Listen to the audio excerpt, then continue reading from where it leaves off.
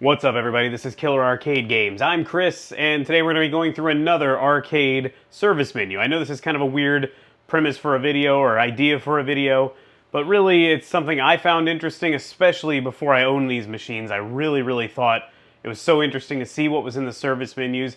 Yes, some of you guys can do this on MAME and it's the exact same, but I thought I'd just go through some of it with you and show you. We're not going to be doing just Killer Instinct. This is a 2-for-1 video. We're going to be doing Killer Instinct 1 and Killer Instinct 2, the real arcade machines, genuine hardware, no emulation. Not that it really matters much, but at least you get to see what really happens on genuine hardware when you go into the service menu. And the reason we're doing two videos, by the way, is because they're pretty much identical. The machines' service menus are almost the exact same.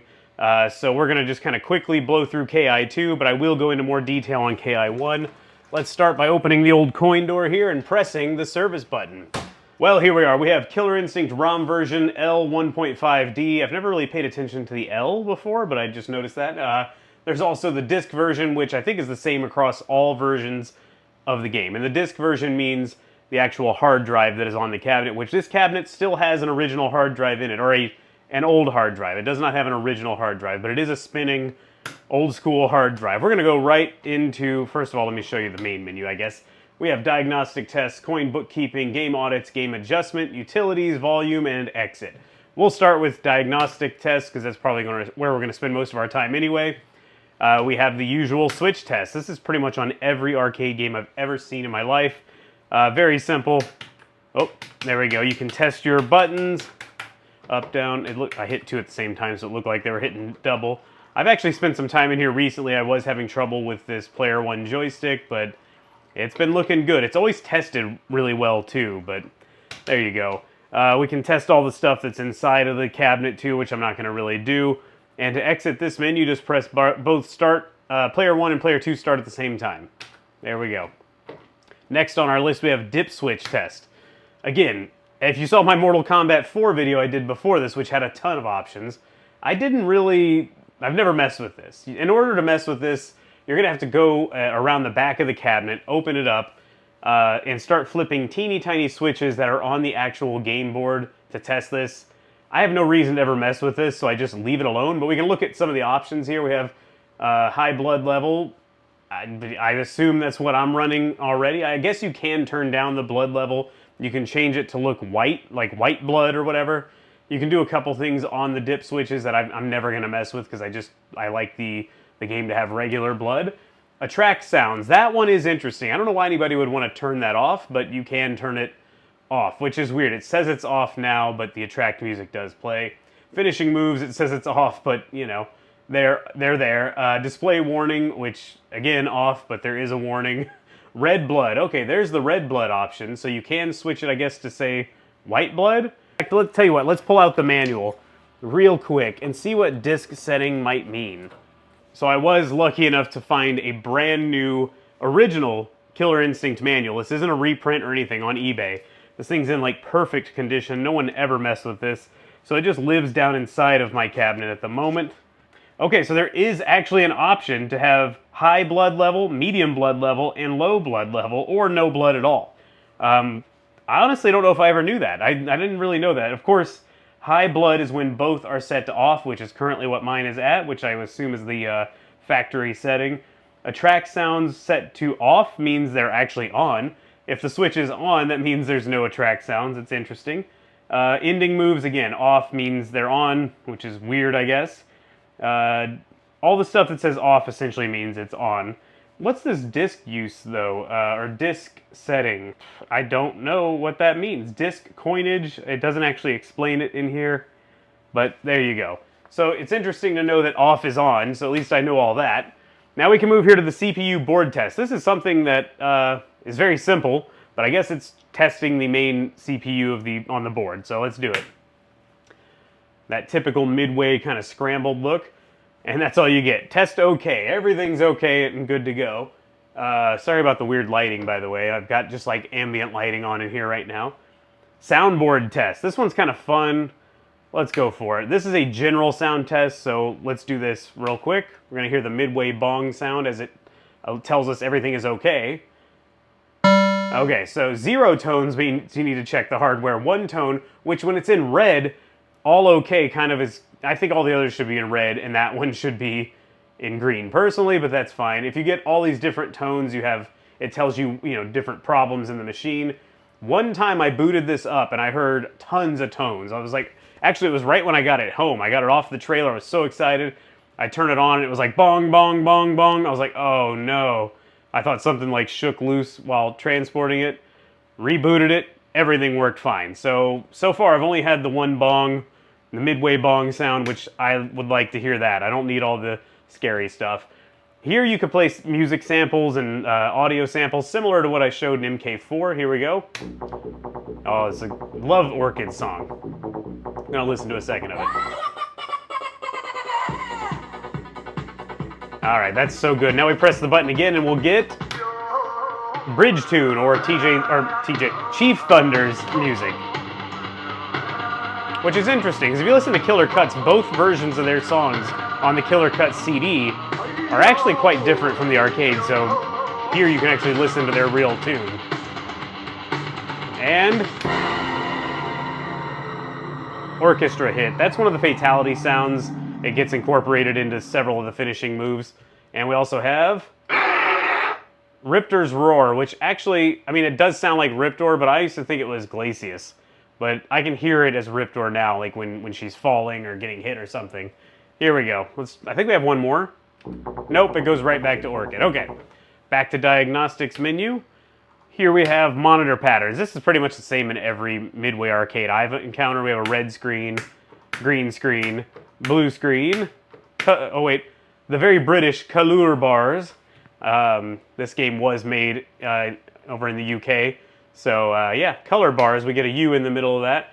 Just in case you don't know what this could be used for, this is so you can adjust your arcade monitor settings. These arcade monitors actually have a lot of settings in them. If you drop in a new monitor into a game or find one that was in another game, you're probably going to have to adjust some of the picture, the contrast, brightness, maybe even adjust the color pots that are on the neck board of the CRT. So that's what that's for. Crosshatch pattern helps you get the image in position, which if you look at it here, it doesn't look like it's perfectly in position, but it looks good when I play the game. So we leave that alone, or I use that actually. Actually, I didn't use that. I used the game to actually fix the position of the game, or the monitor. Okay, the burn-in test. So I'm not going to do the burn-in test because I just tried it, and I had to read the manual. I tried it before recording this because I never really saw it. What it does is essentially just run the CPU board test in a loop, non-stop. Loops it and loops it. A burn-in test is actually stressing the hardware to see if it fails at any point. So maybe if you're having trouble with your machine, it occasionally freezes up. You can run the burn-in test, and this will run until there's a problem, and it'll alert you potentially of what the problem is, or it'll just alert you there was a failure.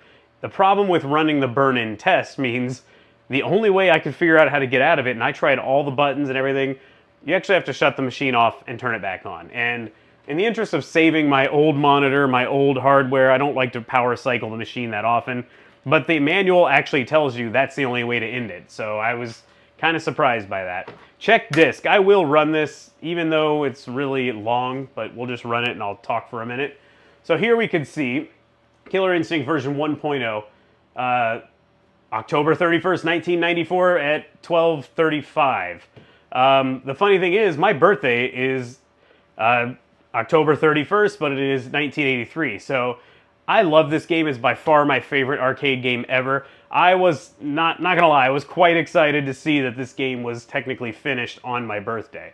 I really thought that was cool. I used to see it on Wikipedia and think, was it really done on Halloween, or did it really release on Halloween? Well, I guess we can assume it did because it says it there. So this game is exactly 11 years older than me. I was 11 years old when this game blew my pants off at the arcade. I mean, I literally was blown away by this machine. I thought it was the coolest thing ever. I'm so happy to have it in my home arcade now. This was a dream. I literally looked for these for about 20 years. I'm not gonna lie. So I guess it's almost exactly 20 years. A little after 2000, I started to move out on my own. I guess I was a little later than 2000, but I'd always looked. I was like, I have nowhere to put this thing. I live in an apartment. I could afford them back then because they were so cheap. They were like, I used to see these regularly for about 400 bucks. And yeah, it was depressing to not be able to buy it. I finally got to buy this one for significantly more, but I still don't care because I now have it at home. So the disc is okay. I'm not sure what all. Maybe these are like sectors, or like maybe it's how the game is coded. Like maybe these are just different chunks of the hard drive. I really don't know. But the good news is my old school spinning hard drive still works. I don't want to switch it to the flash kit, but one day I will have to. All right, let's go back out. That's all for the diagnostics menu. Let's go to the coin bookkeeping. So this machine, I erased all this when I got it, and this was in someone's home for like ever before I got it too. I think he had it since around the early 2000s, if I'm not mistaken. That was Mel. If you guys know him in the arcade, especially the arcade 1-up scene, he's really good at Mortal Kombat. He's really good at Killer Instinct. I bought it from him, so I reset all this. But initially, I didn't want to have the machine on free play because I liked the... Wait, I think we can make it play it. I liked that sound effect when you dropped money in, but I didn't want to have to drop money in, so I wired a button up to the front of the machine and I would press it to get credits. Eventually, I got tired of doing that because people would come over and they'd be confused, so I stopped. But since I have owned it, I have put a total of 1,790 credits in it, coins in it. Some of them are service credits, which is this button inside the coin door. That does not count against your coin meter, which is down inside of the machine, the physical meter that rolls over every time someone puts money in it. Let's move over to the game audits. This is one of my favorite parts of any arcade game. I pick up a new arcade game, I go straight to the game audits to see how much time this machine has logged. The only problem with that is these can be reset. And I don't remember how much was on it. I have pictures of it somewhere. If I remember, I will overlay it while editing this video. I took pictures of all the stuff before I reset it all. But since I've owned it, it has had a total on time of 524 hours and 30 minutes and 47 seconds, as I say it. Total game time, that means gameplay, is 114 hours, 46 minutes, and 3 seconds. Pretty crazy when you think about it. I bought this in 2011. Oh, no, 2001, I'm sorry. No, what am I saying? 2021. Boy, I'm all over the place. It was during the pandemic, I remember that, and it had to stay in my garage for a while till I built the Shedcade. It's had a lot of games. Total games, let's look at that, 2,196. Some of those are me activating the second player side, but still, I think this is really cool. Completed games, I've beat this game 250 times. Number of successful burn-in loops. That's what I literally just did. It just kept looping, so now I have 5 loops on there. The next audit page shows how much each character is picked, their win percentage, all that. I thought that was interesting. If you want to look at this, just pause it. I'm going to move forward. Combo stats. It breaks it down by each player. So this is TJ combo stats, by the way. So you go through, it shows TJ combo versus opponent. Versus opponent again, Jago, Thunder, Glacius, Orchid, Cinder, my least picked player. As you can see, look at this. Nothing. I've hardly played as Cinder. I don't like Cinder that much. I'm just bad with him. Let's say that. I don't think he's a bad player or character. I'm just bad with him. Spinal, Fulgore. I don't play much with Fulgore, but I have. Idol. I guess Idol is technically my least played as character. I don't enjoy playing as him. And there we go. That's the audits for this one. Let's go down to the adjustments we have. We have standard pricing. I'm not really going to go into this because you can just change it to a million different options. Let's see. Yeah, Hungary, Antilles, we can just go forever. It just shows all that, and you can actually adjust all the pricing. You can do custom pricing. Again, I'm not going to mess with it. We're maximum credits. Can you adjust the maximum credits, though? I didn't even notice that. Oh, wow, you can. I never knew that. So you can adjust the maximum credits. I'm not going to go any higher. I don't really need to worry about it, but I always thought 30 was actually the limit for the machine.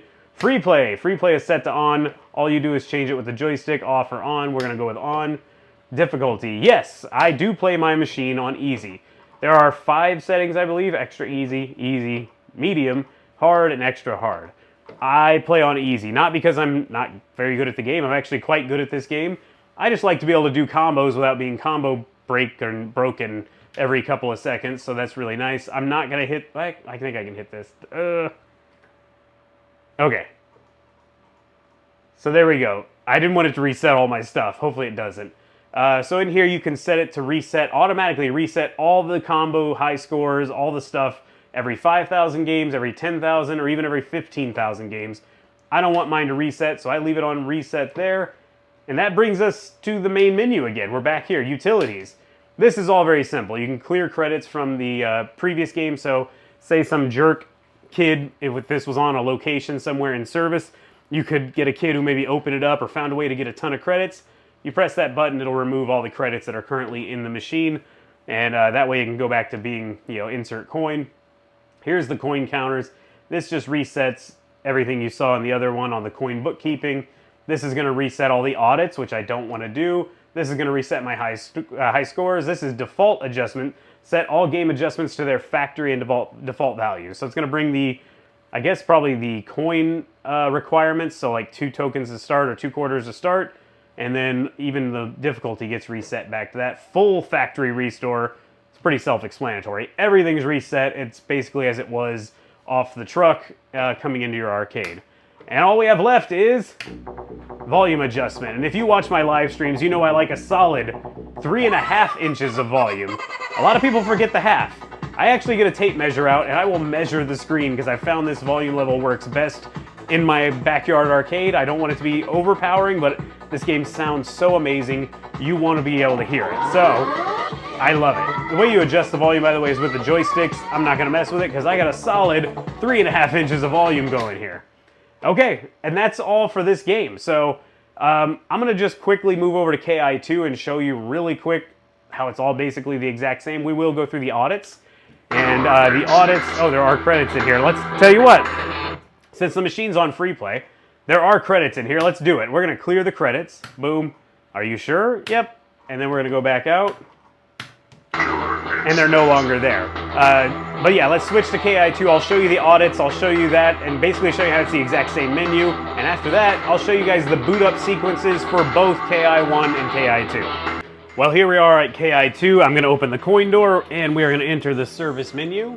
There we go. So here we have ROM version KI2 L1.4. I believe that is the latest version. Maybe that's what the L stands for, because my KI1 was also the latest version. What's interesting here is the disc has no version. I don't know if it really matters, but as you can see, this is basically the exact same layout. We have diagnostic tests. We'll do the sound test just to see. Actually, let's try a CPU board test. I've never done it. All right, looks the exact same. It's probably going to say test OK, I hope. Boom. Different font, or different color font, but there we go. See the soundboard test for the options here. Let's see what this looks like, just for fun. Loud bong incoming. There you go, it's the same. Let's play some samples. Oh yeah, combos tune. Boy. It's so good, right? Alright, let's see what's next. Oh, Orchid. Again, play hard. You gotta play hard with the feeling.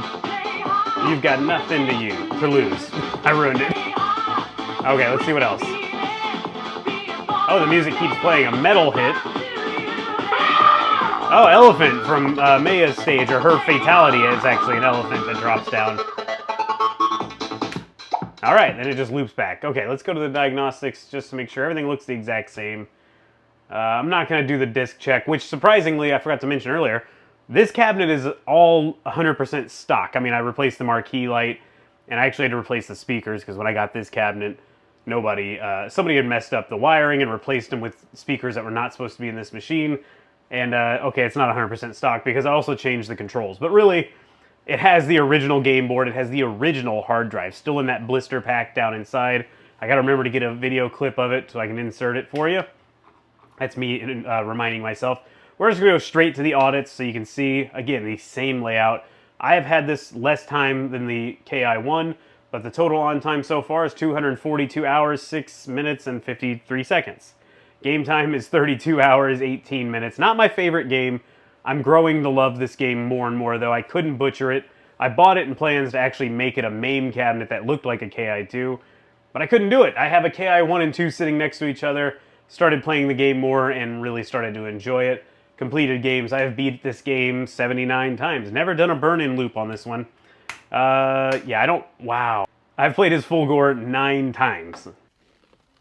9 times? 9 times. Okay, let's just keep going. I do play as Combo quite a bit. I've played as Orchid a few times. Jago is one of my favorites. Glacius.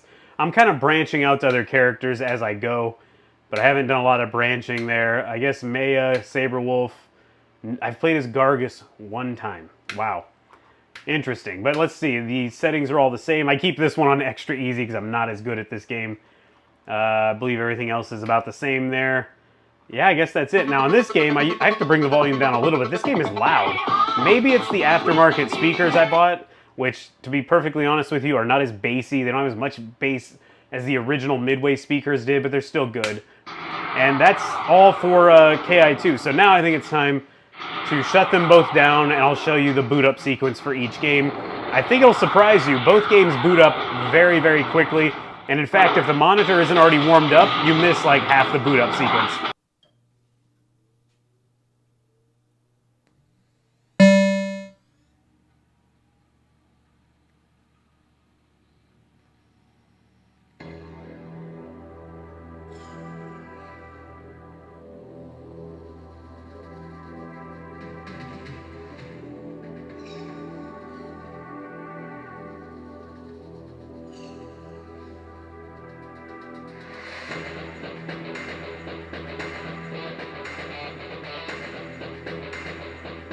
Available for your home in 1995, only on Nintendo Ultra 64.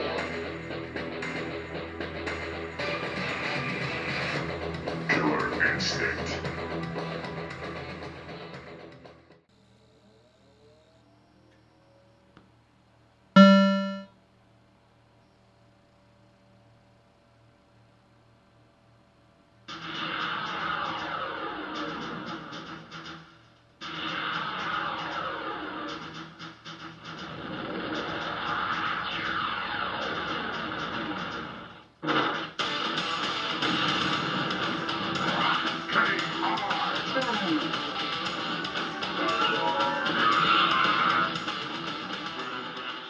Well guys, that's it. That's a look at the service menus for both KI1 and 2, the startup sequence for each one, and really they're both very much the same.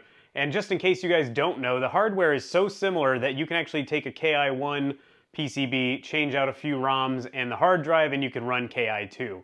They're very, very similar hardware-wise. That's probably why everything looks just about the same. Now, next on this series will probably end up being one of these two games, and I think I'm going to start with Hydro Thunder. Hydro Thunder has quite a bit of options, interesting hardware. It is a PC-based game, so there's all kinds of stuff in the settings, and it actually has a really, really long boot up sequence, so we'll look at all of that on the next one of these. If you enjoyed this, give it a thumbs up. Let me know in the comments what you thought about it, and subscribe if you want to see more of these. Thanks for watching.